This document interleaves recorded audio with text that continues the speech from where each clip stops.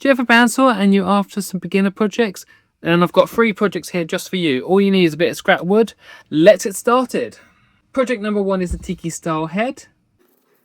We're going to start by cutting this to length. I'm using the template as a rough guide for where to cut. And start to cut with the circular saw, and then it dies. The joys of using battery powered tools. Then I just thought, why not just use the bandsaw to cut it? So let's just crack on and we'll cut it off when we first start. So I put some tape on just so that I'm not sticking the template directly to the wood. Then after thinking about it, that probably isn't needed because of how this cuts are happening. And yep, now we're over to the bandsaw. Dropping off the bottom like I should have done to start with. And now we're starting on the side profile of the base.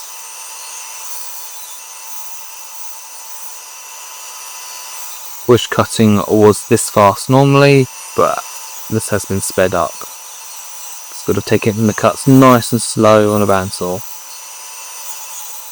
I'm just trimming it off in sections. I'm not trying to keep it in one whole piece. And then there's cutouts with the nose included, and then cut the nose piece off like just now, and that way I can come back to it.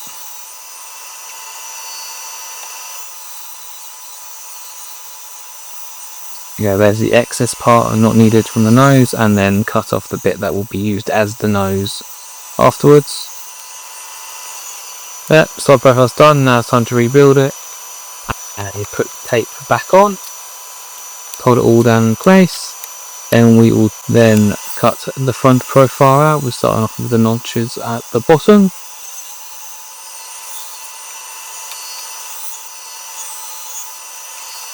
What's great with this is just an offcut of fence posts I had laying around from my old fence. And so it was a really simple, easy scrapwood project. Now I'm going to slide taper on both sides of the head.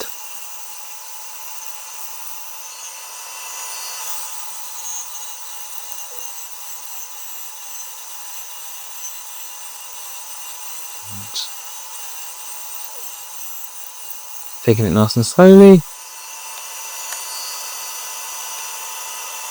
There you go, and peeling the front off. Now let's try and get this nose sorted. So I've taped the 2 pieces together, and then I'm cutting along the lines, and then I'm discarding the top piece, and the bottom piece will stick on about there. Okay, now it's giving it a quick sand and getting it ready to be glued on. I'm using the offcut as a template, so I can try and make sure I get it in the middle, and using the silicone spatula like for all my videos. Great tool. So the glue just peels off when it dries, and then I'm leaving this overnight. Now we are here in the next morning and taking all the pieces together, and then there you go. It is now put together. Now it's time to hit it with the sander and try and sand off some of the saw marks. But obviously leaving some does give it a bit of a character, and getting all the edges I can get into. We will then give this bit of quick sand because I didn't quite catch this with the bandsaw when it's cutting it. But I do quite like the old sort of weathered look. So going forward, you know, if you wanted that sort of look as well, yes, there's a few processes you can do that will give it that sort of finish, or you just leave it out in the elements to get its colour that way. Yeah, I'm just sanding the back because that wasn't touched at all, just so it kind of matches. And yeah, there we go. We are about to move on to using some files that I use to help get into all the little grooves. Great little set of files I've got here, always come in handy if we get into these tight grooves. And then moving on to the mouth, and then going to hand using a bit of sandpaper as well. And yeah, there it is. I am using some Brie Wax Quick Dry Hard Wax Oil on this one. I won this in a competition a couple of years ago. The stuff's turned out great on the few projects I have used it on. So now I'm just using a bit of sponge to apply it, and then letting it soaking for about 5 minutes after giving it a coat, and then going over with a paper towel and wiping off any excess. And then off camera I nibbed it quickly with a bit of sandpaper and then gave it a second coat. And then just like that, it is done. Let me know what you think in the comments. Project number 2 is the elephant book holders. First of all, I'm going to start off with this beam, and there was a small crack on one side of it, as well. I'm starting in the middle of the board. I've trimmed it down and grabbed my quick template I drew up. Now I've got a piece of wood that's the right side, but one piece isn't quite wide enough for the front, so I've just cut it down just slightly shorter. As you can see there on the right hand side, the front's going to need to be angled, so I've taken the marking of where I want the angle from the side, and then I'm gauging where the middle is, and then I'm giving it a 2 centimeter width, and then drawing the two sides on. Now over to the bandsaw, trim them in half, and start taking it nice and slowly. Do this curve, and then do the other curve on the inside to make the back legs. Now onto the front. Just trim enough now to make the trunk. That is a very tight bend around, but bandsaw got around and did alright. Saw a small spark then. And then put the curve on the front as well, like the trunk. Now this is where my first mistake comes in, just taping it back in, and turns out that it's too big to fit my bandsaw. So we're just going to make the legs very slightly smaller, trimming 0.5 centimeter off both pieces, and then I'll be able to do the ankle cut I want to do. And now because I've done that, made it shorter, I'm going to want to move the leg cut out on the back up slightly, so I'm just going to grab the bit I pulled off and put it on top, and then redraw the mark on there, and I'm just going to trim that off as well. Now that is the basic shape done. Look at that. Now it's time for cleaning it up on the belt sander. Start off by cleaning the pads, and then I get to work using both attachments, and then doing what I can, whatever angle I can get to on here, for moving on to different sander. This is where I messed up. As you can see, I go in, put it down, it wobbles slightly, go down again, and whoosh, it's gone. Slight bit of damage, as you can see, but I'm going to be start sanding anyway, and a lot of that does get sanded out by the time you get to the end product. Now onto the drum sander attachment for the drill, and then onto hand sanding, and there we are. Next thing to add on will be the eyes. I roughly gauge up where I want the eye, and then sort of try and mirror it over. Overall, this is smaller than the one I found on Etsy. The one on Etsy, I couldn't find a block of wood that was big enough to be able to do it.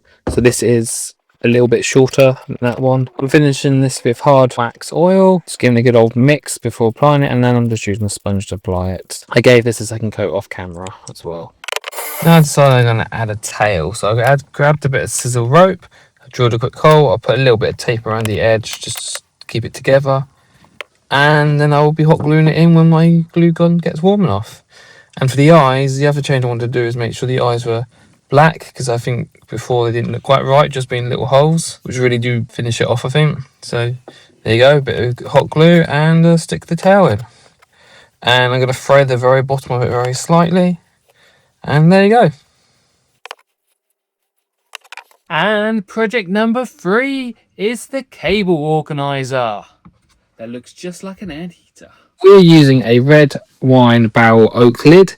Just a little bit of offcut that hanging around. I've just cut out this little template and just going to attach it to the piece of wood with spray adhesive.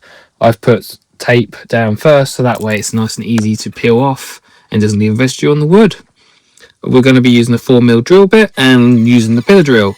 You could also do this on with a hand drill if you really wanted to. If you don't have a pallet drill, it will work just as well. And also drilled out the eye. Now we're moving on to the bandsaw. Again, you could probably do this on a jigsaw if you really wanted to, or even a scroll saw. These bends were quite tight, so maybe I should have used some relief cuts, or even drilled a couple holes in the corner first. Too late now. So the saw did struggle slightly going through it, but nice and slowly, and I did it. If you're enjoying this video, if you could hit subscribe, that would really help me out. Now sawing to holes I drilled. In hindsight, I maybe should have removed the template first and then hand drawn on the lines, because they weren't quite lined up completely. So I've gone in with a file to try and improve and make it look a bit better, and it definitely improves it, but it's just annoying. And if you haven't guessed, I am making an Anteater cable holder, so you can keep your cables nice and tidy.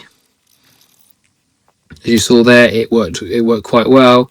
and then it's just onto a lot of sanding. And what was great about this is it's made out of oak, and it's just a little bit of scrap wood I had laying around. As you can see here, it's a little dusty here, but as you can see, that colour is from the red wine.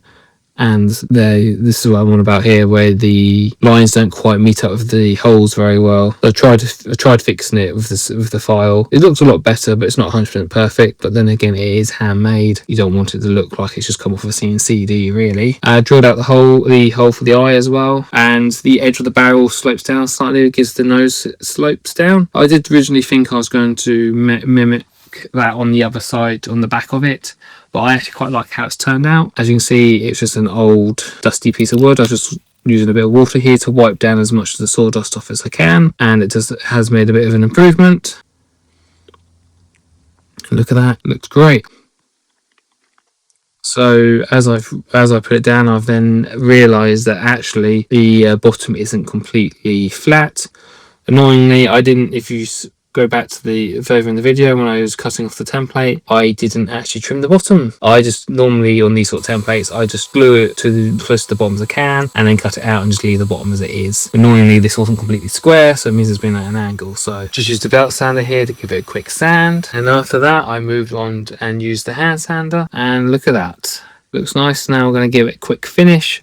I decided to go Danish oil for this one, as an easy wipe on, wipe off finish. On the back of the tin, it does say it dries between 4 to 8 hours, depending on humidity. So take that into mind if you're going to be using this. And yeah, I just used a sponge and applied it. Just look at the colour. Look how it just brings out the colour in it.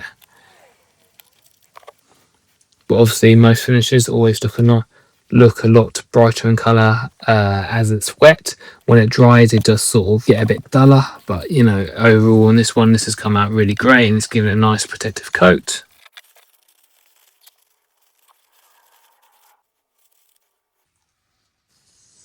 Look at that. Now all 3 projects are complete. What do you guys think? This is quite an easy one.